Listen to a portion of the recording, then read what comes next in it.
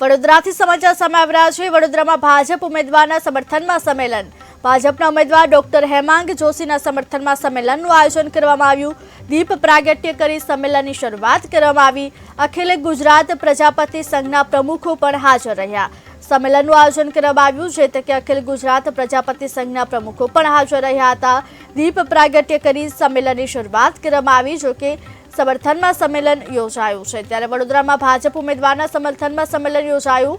ભાજપના ઉમેદવાર ડોક્ટર હેમાંગ જોશીના સમર્થનમાં સંમેલનનું આયોજન કરવામાં આવ્યું। દીપ પ્રાગટ્ય કરી સંમેલનની શરૂઆત કરવામાં આવી। જોકે આ સંમેલન અનુસાર અખિલ ભારતીય પ્રજાપતિ સંઘના પ્રમુખ પણ હાજર રહ્યા। અખિલ ગુજરાત પ્રજાપતિ સંઘના પ્રમુખો આ તકે ઉપસ્થિત રહ્યા। પ્રજાપતિ સમાજનું વડોદરા લોકસભાના ઉમેદવાર ડોક્ટર હેમાંગ જોશીના સમર્થનમાં પ્રજાપતિ સમાજનું આ સંમેલન છે।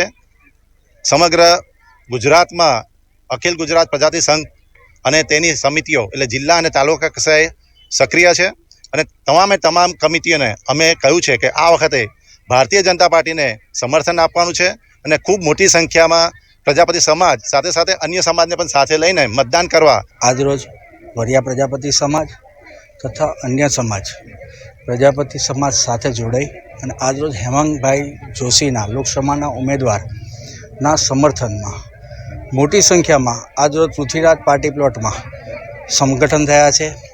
સાથે કારણ એક જ છે કે બહુ મોટી સંખ્યામાં ઉમેદવારી થાય, સાથે મત વધારે આપવા જાય અને લગભગ આ લીડ હેમાંગભાઈ જોશીની 10 લાખથી વધારે આવે એવો